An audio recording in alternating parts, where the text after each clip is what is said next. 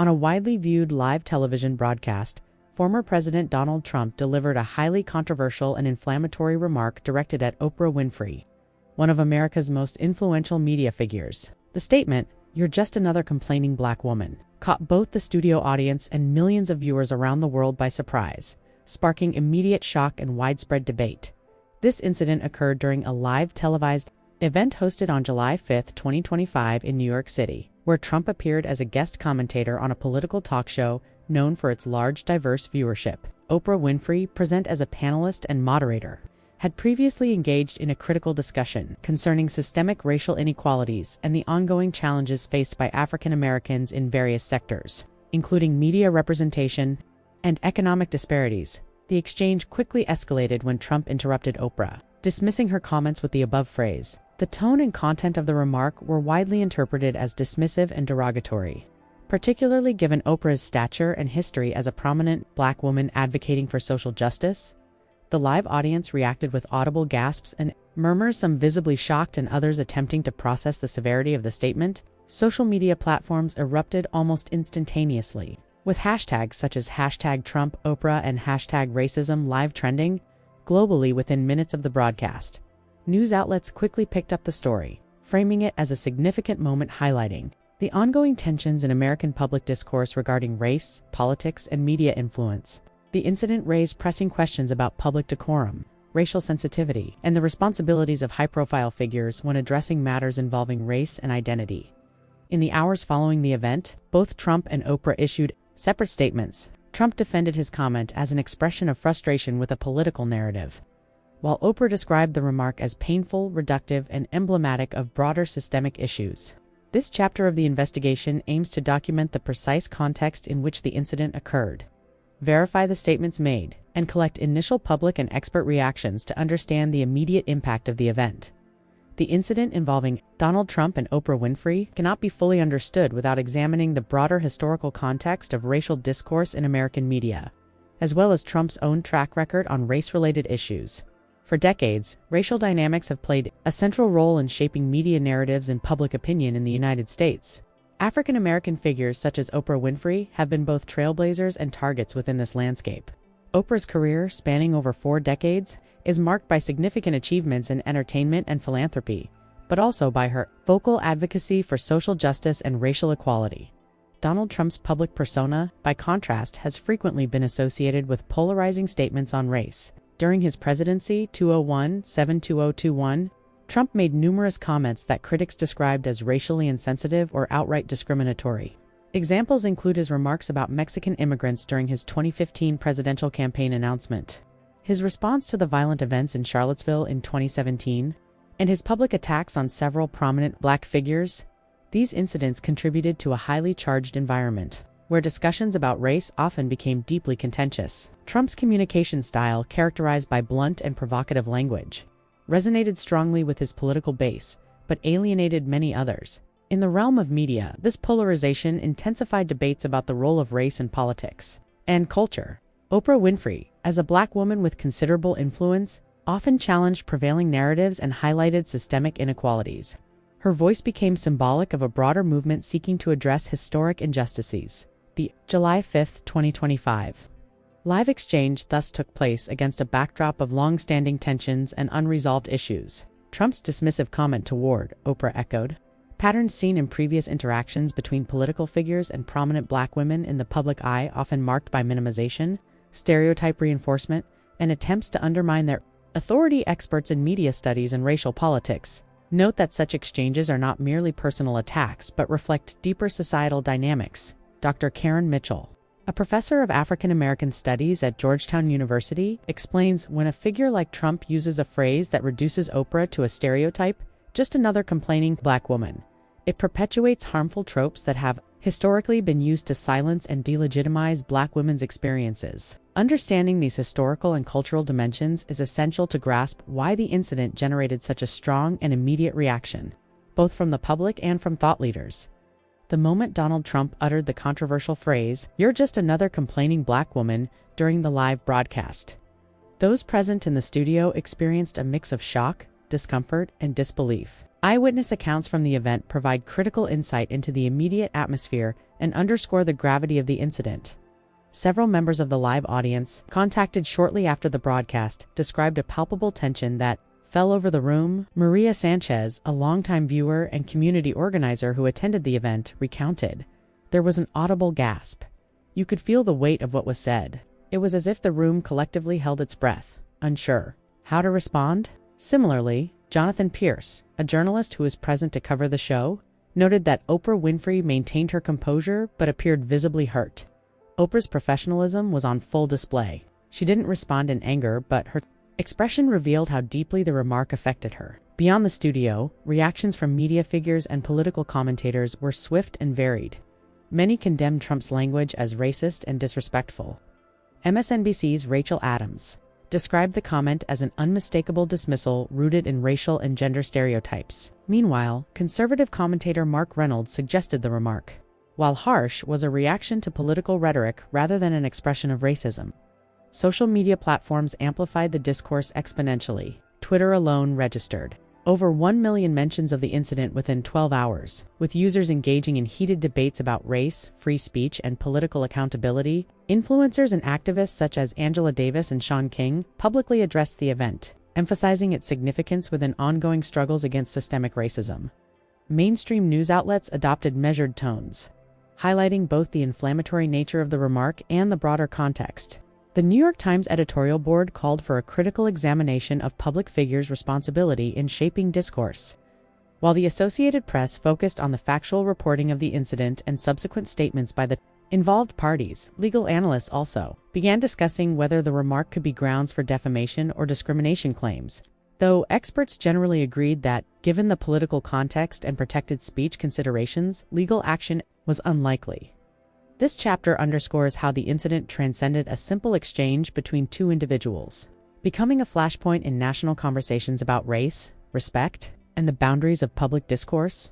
In the immediate aftermath of Donald Trump's comment aimed at Oprah Winfrey, civil rights organizations and political leaders swiftly voiced their reactions, highlighting the broader implications of the incident.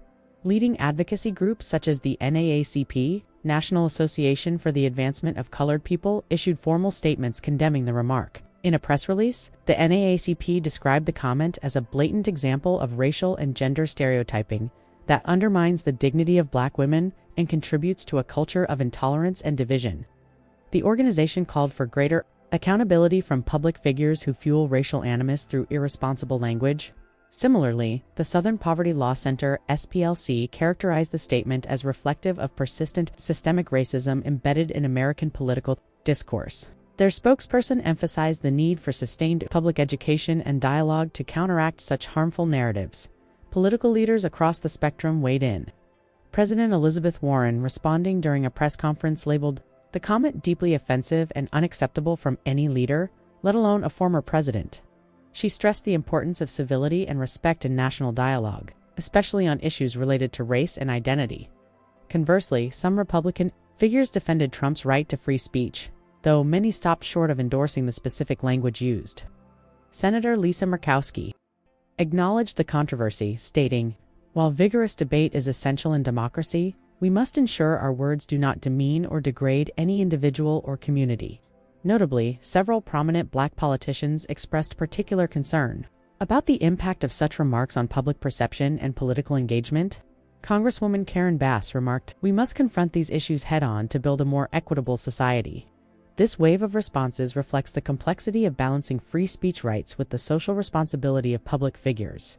It also underscores the ongoing struggle in America to address racial stereotypes and foster inclusive, respectful public conversations. Following the live broadcast incident, where Donald Trump directed the phrase, "You're just another complaining Black woman," at Oprah Winfrey, media outlets across the political spectrum engaged in extensive coverage, analysis, and editorial commentary. This chapter examines how various media organizations framed the event and its implications for public discourse. Mainstream news organizations prioritized factual reporting detailing the exchange, the reactions of both parties, and the subsequent statements issued. The Associated Press and Reuters focused on the immediate facts, emphasizing the live nature of the broadcast and the widespread audience reaction. In contrast, editorial pages and opinion sections offered divergent interpretations. The New York Times framed the incident within a broader context of systemic racial issues in America and the persistent challenges Black women face in public life. Their editorial described Trump's comment as not merely a personal insult, but a manifestation of enduring racial and gender stereotypes that permeate political rhetoric. The Wall Street Journal adopted a more cautious tone, acknowledging the offensiveness of the remark, but cautioning against over-politicizing spontaneous live interactions. Their editorial argued for the importance of preserving robust political debate without censorship, even when it involves controversial statements. Conservative outlets like Fox News presented mixed coverage. Some opinion commentators defended Trump's right to free expression and critiqued the media's reaction as an example of cancel culture overreach. However, even within conservative circles, there was acknowledgement from several hosts that the language used was inappropriate and counterproductive. Digital media and social platforms played a significant role in shaping public discourse. YouTube, Twitter, and TikTok saw a proliferation of user-generated content, analyzing the clip. Broader issues of racial justice, political polarization, and media responsibility. Academic commentators and media analysts contributed to the discussion by examining the role of race and gender in political communication. Dr. Samuel Lee, a communications professor at Northwestern University, noted, "This incident highlights how language used by prominent figures can reinforce societal biases and influence public attitudes toward marginalized groups." Overall, media coverage revealed the deep divisions in American society regarding race, free speech, and political civility. The varied framing of the event underscored the challenges journalists face in balancing objective reporting with the need to address the social consequences of incendiary remarks. In the days following the televised, numerous polling organizations conducted surveys to gauge public opinion on the event, its perceived severity, and its broader implications for race relations and political discourse in the United States. A nationwide poll conducted by Pew Research Center between July 6 and July 8, 2025, surveyed over 3,000 adults. The results revealed a deeply divided public response along partisan and demographic lines. Approximately 62% of respondents described Trump's remark as inappropriate and offensive, while 31% viewed it as a political statement within the bounds of free speech. Notably, 78% of Black respondents and 70% of women characterized the comment as harmful and unacceptable. 85% of Democrats and 57% of independents condemned the statement, whereas 58% of Republicans defended Trump's right to express his opinion, and grassroots organizations mobilized to address the incident's broader societal impact. Local forums and town hall meetings were convened to facilitate dialogue on race, respect, and media representation. Several organizations launched awareness and the importance of inclusive language in educational settings. University departments of African American Studies and Political Science incorporated the incident into curricula and discussion panels, using it as a case study to explore the intersections of race, gender, and political communication. Psychologists and sociologists also weighed in on the potential psychological effects of such public statements on marginalized communities. Dr. Anita Reynolds stated, "Repeated exposure to demeaning language can contribute to cumulative stress and feelings of disenfranchisement among targeted groups. Public figures have a responsibility to avoid perpetuating this harm." Despite the intense focus on the incident, some analysts cautioned against viewing it in isolation. Dr. Marcus Green, a sociologist at Howard University, emphasized this moment is symptomatic of broader societal issues. The question is how we collectively respond and move toward constructive dialogue and meaningful change. This chapter highlights the multifaceted public response and the incident's ripple effects across social, political, and academic domains, reflecting ongoing challenges in addressing racial tensions within the United States. Following the widespread backlash triggered by his televised remark about Oprah Winfrey, Donald Trump and his team swiftly engaged in a communications strategy aimed at managing the fallout and shaping public perception.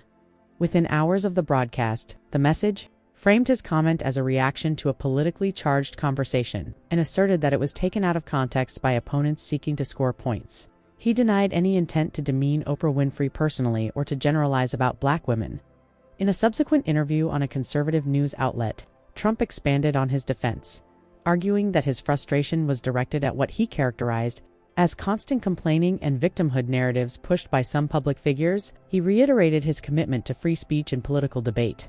Framing criticism of his remarks as attempts to silence dissent, Trump's communications team also sought to redirect attention by highlighting his past economic policies purported to benefit minority communities including investments in historically black colleges and efforts to promote black entrepreneurship.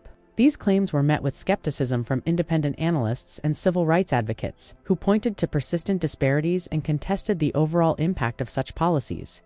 Meanwhile, Oprah Winfrey opted for a more measured public response. In a carefully crafted statement, she acknowledged the pain caused by Trump's words, but emphasized the importance of continuing the dialogue on race and equality with dignity and respect. Oprah also announced plans to host a series of community forums and media initiatives aimed at fostering understanding and healing. Media strategists noted that Trump's approach appeared focused on rallying his base while downplaying the racial dimensions of the incident. His refusal to issue a direct apology was interpreted by critics as indicative of a broader unwillingness to confront issues of race. Head-on political analysts suggest that the incident and its aftermath serve as a case study in crisis communications for controversial figures.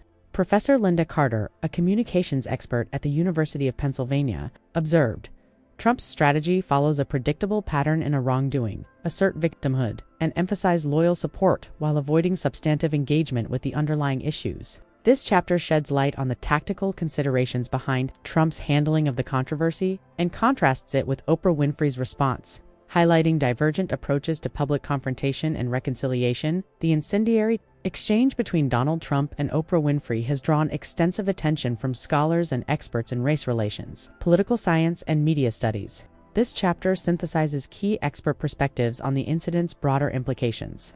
For American society, Dr. Angela Thompson, a sociologist specializing in race and politics at UCLA, characterizes Trump's remark as emblematic of a persistent pattern in political discourse that marginalizes black voices, particularly black women.